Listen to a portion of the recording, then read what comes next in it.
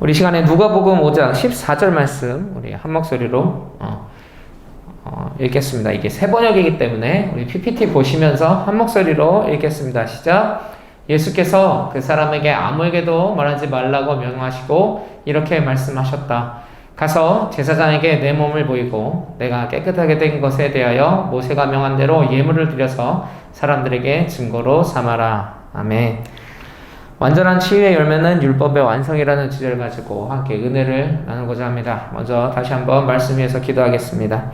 살아서 오늘도 역사하시는 전지전능하신 하나님 아버지, 부족한 종, 연약한 종이 이 자리에 섰습니다. 성령 충만하게 성령을 보내주셔서 오직 성령의 말씀만 전하게 하여 주시고 전하는 자 듣는 자 한 성령으로 묶어주셔 말씀에 아멘으로 화답하는 귀한 역사가 임하게 하여 주십시오.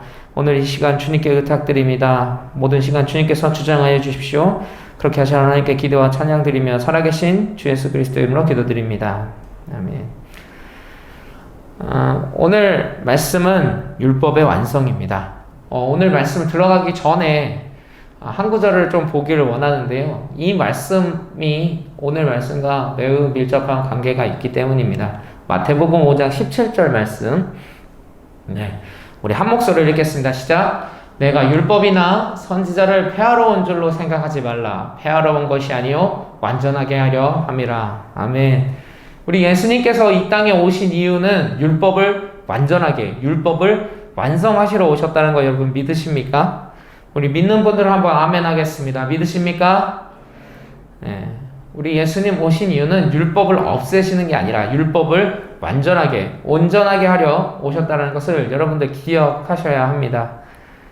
그런데 오늘 말씀을 단 한 문장으로 요약하자면 너는 율법을 지켜라. 이렇게 요약이 가능합니다. 그런데 이 율법을 지켜라라는 예수님의 말씀이 그 전에 하셨던 그 예수님의 행동과는 조금 어긋나는 것처럼 느껴진다라는 거예요. 왜냐하면 예수님은 이 사람을 치유하셨을 때, 제가 수요일날 설교했던 거 기억나시는지 모르겠지만 율법을 어기셨어요. 그런데 예수님이 율법을 어기셨다 이렇게 얘기를 하면 조금 어감이 이상하지 않습니까? 예수님이 율법 그 자체시고 율법을 만드신 분이 예수님이신데 예수님이 율법을 어겼다? 이거는 약간 말이 사실은 안 되는 것 같아요. 하지만 분명히 예수님께서 손을 내밀어서 그에게 대셨어요. 이 전염병 걸린 사람을 만지지 말라라는 그 율법이 있었음에도 불구하고 예수님을 그를 만지셨어요. 예수님이 이게 예수님께서 하시는 이 행동이 율법을 어겼나 이렇게 우리가 조금 오해할 수도 있습니다. 그렇기 때문에 우리는 예수님이 율법을 어기셨다 이렇게 할 것이 아니라 예수님은 율법을 뛰어넘으셨다. 이 표현을 하는 게 좀 더 맞습니다. 왜 예수님께서 이 뛰어넘으셨냐는지를 오늘 먼저 이 시간에 조금 설명드리려고 합니다. 크로스로드라는 영화입니다. 혹시 보신 분들 있으신지 모르겠네요. 재미는 없다고 합니다. 약간 그 다큐적인 블루스 음악의 다큐적인 영화인데요.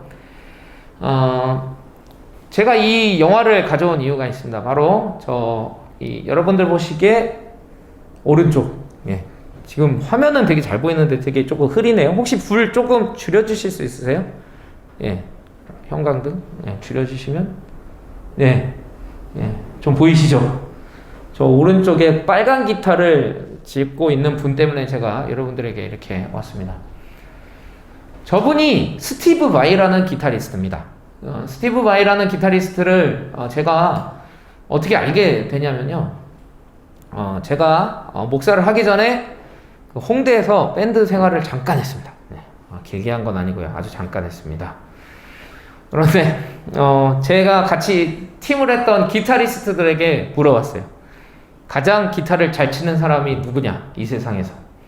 그 형들이 두말할 거 없다 스티브 바이다 이렇게 얘기를 했어요. 무슨 세계 3대 기타리스트 뭐 이런 거를 꼽는 거를 떠나서 그냥 저랑 같이 팀을 했던 기타 주자들이 제일 인정하는 기타리스트가 바로 저 스티브 바이였는데요. 그만큼 실력이 너무나 출중했어요. 그런데 저 영화를 그래서 세상에서 제일 기타를 좀 잘 치는 사람을 섭외를 하다 보니까 저 스티브 바이를 영화에 출연하게 됐는데요. 문제는 저 지금 이 왼쪽 편에 있는 기타리스트가 젊은 기타 학도가 이제 기타 대결을 벌여서 이겨야 되는 저 스티브 바이를 이기는 그 장면을 촬영을 하는데 문제가 생겼어요. 스티브 바이는 지금까지 기타를 쳤을 때 틀린 적이 없는 거예요. 그러니까 틀리는 장면을 촬영을 하려고 하니까 이게 안 틀려지는 거예요. 그래서 결국 물론 전설적인 이야기인데 3일 동안 틀리는 연습을 했답니다. 3일 동안. 그리고 나서야 저 영화 촬영이 들어가서 틀릴 수가 있었다고 합니다. 그래서 기타 배틀에서 지는 장면이 촬영이 됐다고 해서 사실 저 영화보다도 저 기타 대결하는 씬이 사람들에겐 가장 유명한 장면이 됐어요. 실수와 의도는 분명히 다릅니다. 실수라는 건 실력이 되지 않기 때문에 연습이 충분치 않았기 때문에 틀린 거죠. 실수한 거죠. 그렇지만 의도는 의도적으로 그 부분을 다르게 친 겁니다. 다르게 연주를 한 거예요. 예수님께서 율법을 지킬 능력이 없으신 게 아니었죠. 의도적으로 그를 그렇게 치료해야만 했기 때문에 예수님께서는 그렇게 하신 거예요. 로마서 13장 10절 말씀 한 목소리로 읽겠습니다. 시작. 사랑은 이웃에게 악을 행하지 아니하나니 그러므로 사랑은 율법의 완성이니라. 아까 읽었던 그 율법의 완성 기억하십시오. 율법이라는 게 왜 나왔는지를 알면 율법이 여러분 쉬워집니다. 율법을 뛰어넘게 됩니다. 하나님께서 전염병 걸린 사람도 사랑하셨고 전염병 걸리지 않은 사람도 사랑하셨기 때문에 서로 접촉하지 말라고 하신 거예요. 왜냐? 병이 서로 옮으면 그 사람 얼마나 원망하겠어요. 하지만 예수님은 그를 만져도 병이 옮지 않았고 오히려 그를 치유할 수 있다는 걸 알고 사랑하셨기 때문에 되셨어요. 수요일날 설교 때도 말씀드렸듯이 그냥 말씀으로만 치료했다면 그 사람에게는 상처가 됐기 때문에 온전한 치유를 위해서 예수님 그를 일부러 만져주신 거예요. 이거는 율법을 어긴 게 아니라 의도적으로 사랑이 진짜 사랑이 뭔지를 예수님께서 보여주셨다는 거예요. 그리고 율법의 그 근본, 율법의 가장 중요한 것은 바로 사랑이라는 것을 알려주신 겁니다. 오늘 말씀 결국 저 빨간 글씨가 너는 율법을 행하라 라는 글씨인데요. 제사장에게 몸을 보이고 깨끗하게 된 것, 모세가 명한 대로 예물을 드려 사람들에게 증거하라는 게 성경 말씀에 레위기 14장에 나옵니다. 그러니까 예수님께서 이 율법을 너는 지켜라 라면서 레위기 14장을 행하라 라고 지금 말씀하고 계신 거예요. 그런데 재밌는 게 있어요. 레위기 14장을 제가 그래서 이 설교를 준비하면서 많이 연구를 했는데 레위기 14장의 대상은 치유받은 자뿐만이 아니라 이웃들까지 있다는 거예요. 이 치유받은 사람만의 몫이 아닌 함께하는 자들이 함께 율법을 지켜야 된다는 거예요. 율법이라는 게 그 사람이 뭔가 잘못을 했을 때 그냥 제사장하고 그 사람만 단 둘이서만 해결되는 율법이 있지만 이 레위기 14장에서는 이 사람 혼자만이 아니라 그 주변이 함께 율법을 지켜야 된다는 것이었어요. 우리 레위기 14장 2절 3절 말씀 함께 읽겠습니다. 시작. 다음은 악성 피부병에 걸린 환자를 정하게 하는 날에 지켜야 할 규례이다. 사람들이 악성 피부병에 걸린 환자를 제사장에게로 데려가면 제사장은 진 밖으로 나가서 그를 살펴보아야 한다. 그 환자의 악성 피부병이 나았으면 자 이제부터 그 환자와 이 이웃들이 해야 될 이야기들이 쭉 나옵니다. 쭉 나오는데 제가 본 율법 중에 가장 복잡한 율법이었어요. 가장 할 일이 많은 율법이었어요. 그 다음 구절이 시작부터가 이렇게 됩니다. 제사장은 사람들을 시켜서 보통 그 정결 의식을 행하는 사람이 모든 것을 다 감당해야 되는데 그게 아니라 시작부터 제사장은 그 주변 사람들에게 시켜서 그 환자를 정하게 하는 물건을 가져오라고 하는 거예요. 살아있는 새 2마리, 백향목까지, 홍색 털실 1뭉치, 우슬촉 1포기를 가져와야 된다고 하는 겁니다. 이 다음에도 아주 디테일하게 그 정결하는 의식들이 쭉 나오는데 오늘 시간상 그거를 다루기는 조금 힘들고 물론 또 다른 은혜와 심볼들이 있지만 그것은 과감하게 넘어가도록 하겠습니다. 그렇게 해서 저것들을 가지고 그 나병 걸린 사람을 정하다고 선언한 후에 정하다는 선언을 받은 후에 이제부터는 그 나병 걸린 사람의 일이 시작됩니다. 옷을 빨아야 되고요. 털을 다 밀어야 돼요. 그리고 목욕을 한 다음에 정하게 됩니다. 그리고 중요한 게 드디어 공동체 안으로 들어와요.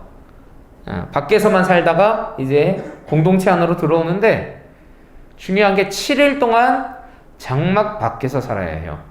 이게 뭘 의미하냐? 7일간 이웃에게 도움을 받아야 된다는 겁니다. 공동체 안에 들어오긴 들어왔는데 기거를 할 수 없다라는 거예요. 자신의 그 집, 장막 안으로 들어갈 수 없다라는 거예요.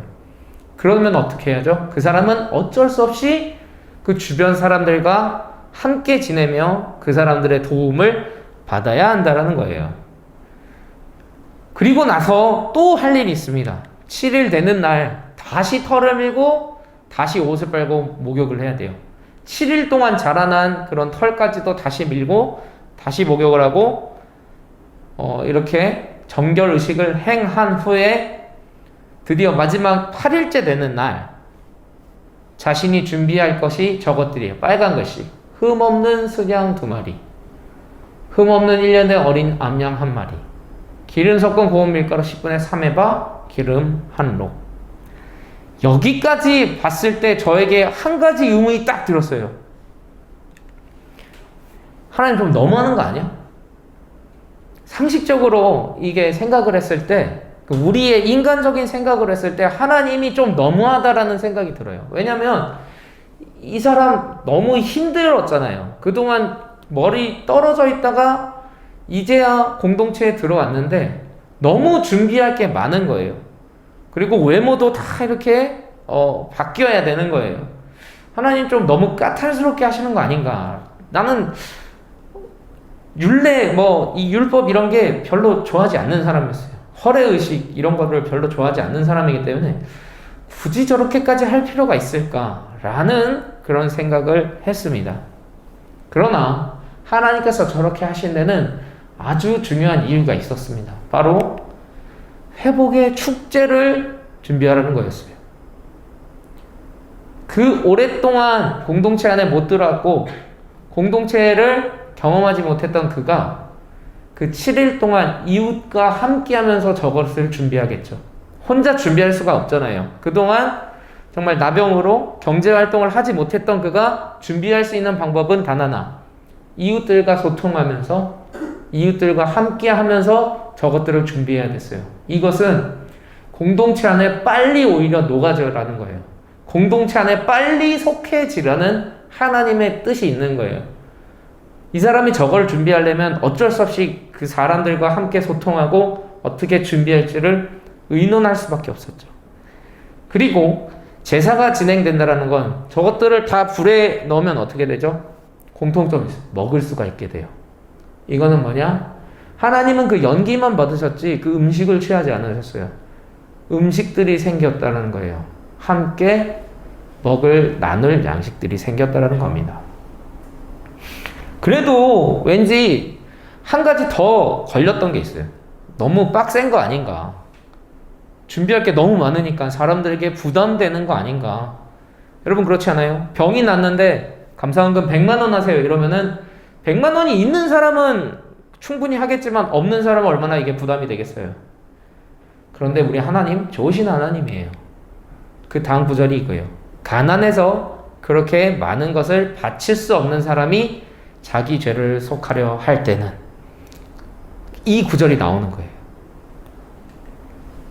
스작 1마리, 밀가루 10분의 1에바, 기름 마찬가지로 1로.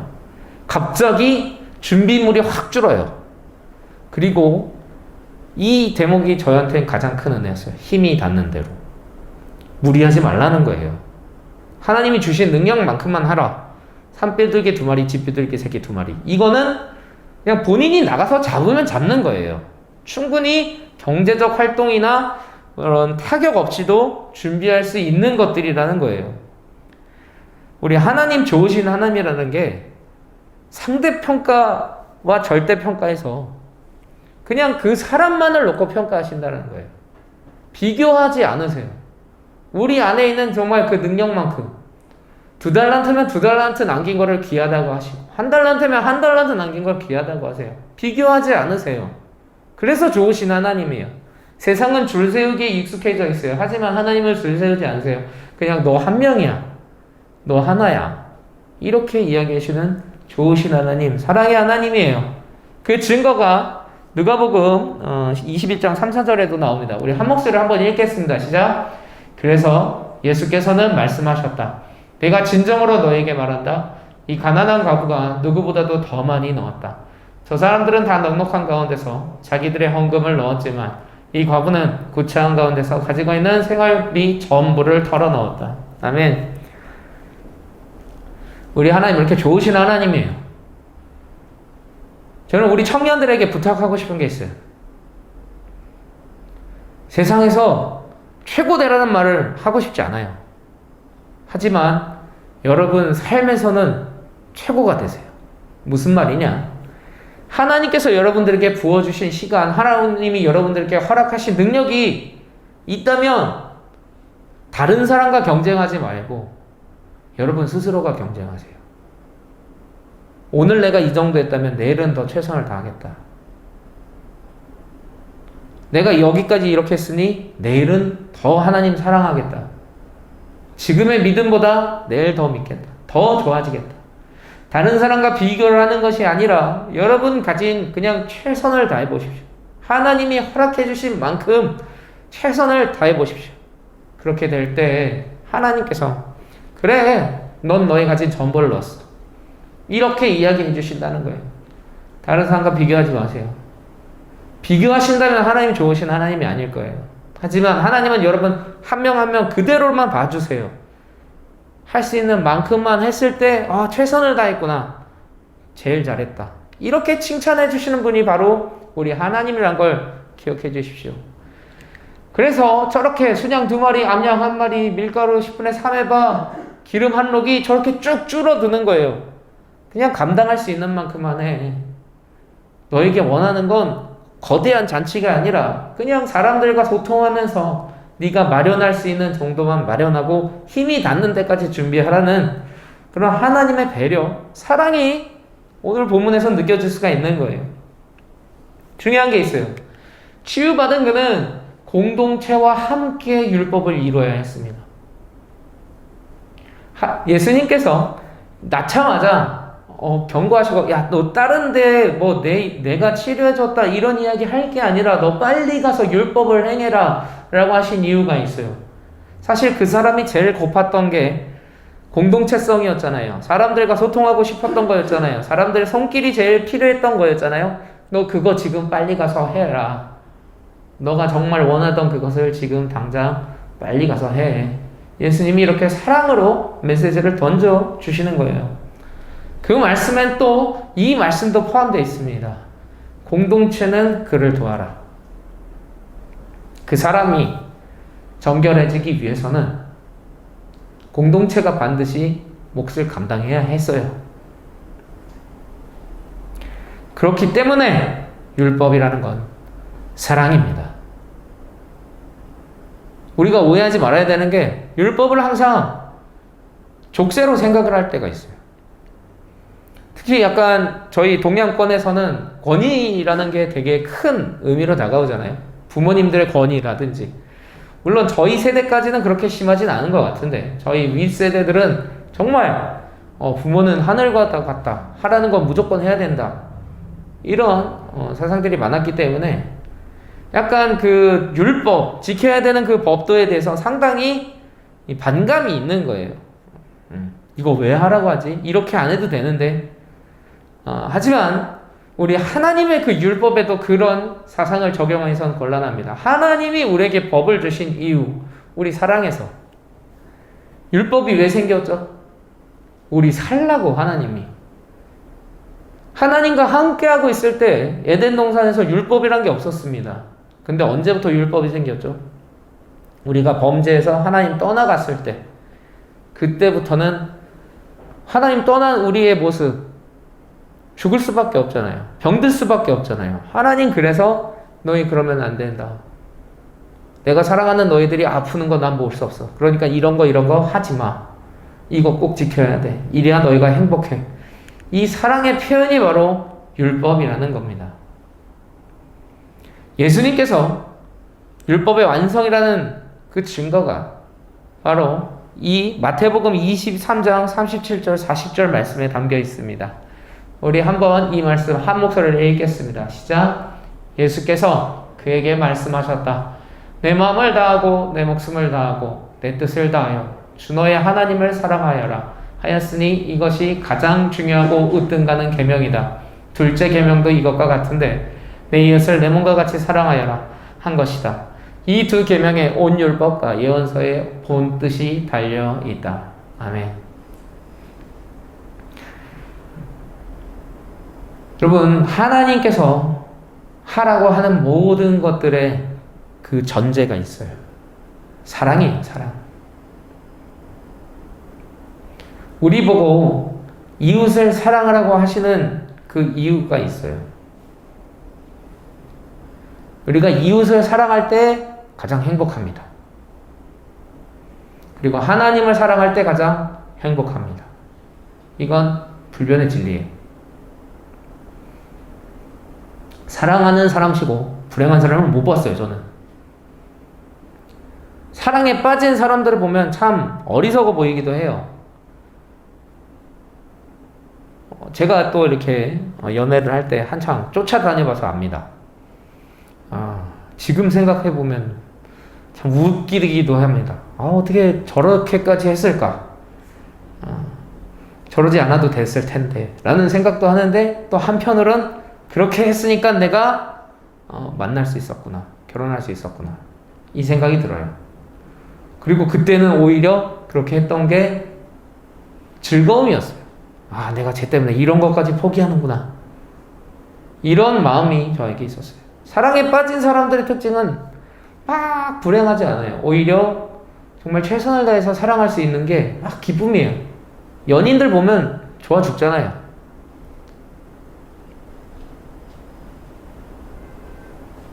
하나님이 우리에게 이렇게 율법을 주신 이유 단 하나예요. 너무 사랑해서. 너무 사랑하셔서. 이걸 기억하십시오. 하나님이 하라는 거, 그렇기 때문에 귀찮아하지 않으셨으면 좋겠어요. 하나님이 지키라고 하는 거를 지키는 건 사실 너무 행복한 일이에요. 너무 감사한 일이에요. 예전에는 하나님 깊이 만나기 전에는 몰랐어요. 근데 이제는 알아요. 율법을 지키는 게 기쁨이구나, 행복이구나, 이걸 깨닫게 되는 겁니다. 완전한 치의 열매는 율법의 완성이었습니다. 오늘 설교의 주제였죠. 예수님 율법을 뛰어넘는 그 모습을 보여주고 나서 너 빨리 율법을 행해야지 이렇게 얘기하신 이유는 결국 율법의 완성이 사랑이기 때문입니다. 우리 하나님 사랑이세요. 예수님 사랑이세요. 저는 정말 그 하나님의 사랑이 저와 여러분에게 충만하기를 원합니다. 왜냐하면 하나님의 사랑이 느껴지면 더 이상 필요가 없더라고요. 근데 하나님이 나를 사랑하나 이게 의심들잖아요. 그 어떤 걸로도 여러분들 만족할 수 없고 그 어떤 걸로도 여러분 평안할 수 없어요. 불안할 거예요. 그런데 아무리 힘들고 어려운 일이 우리에게 와도 하나님 나 사랑하잖아, 이거 하나면 여러분 다 이길 수 있어요. 온 만물을 지으시고 온 천지를 지으신 분이 나를 사랑하셔, 이 하나면 여러분 다 넘어갈 수 있는 거예요. 하나님께서 지키라는 그 율법들 가만히 보면 사람이 이걸 어떻게 지켜? 라는 생각이 들 때가 있어요. 하지만 여러분 아닙니다. 하나님의 사랑이 우리 안에 있으면 율법 아무것도 아니에요. 어기는 게 더 어려운 거예요, 오히려. 음란하는 게 더 어려운 거예요. 도둑질하는 게 더 어려운 거예요. 남 미워하는 게 더 어려운 거예요. 여러분, 하나님의 사랑으로 가득 찰 때 우리는 율법도 사랑하게 되어 있습니다. 그 사랑으로 충만한 저와 여러분 되기를 주님의 이름으로 축원드립니다.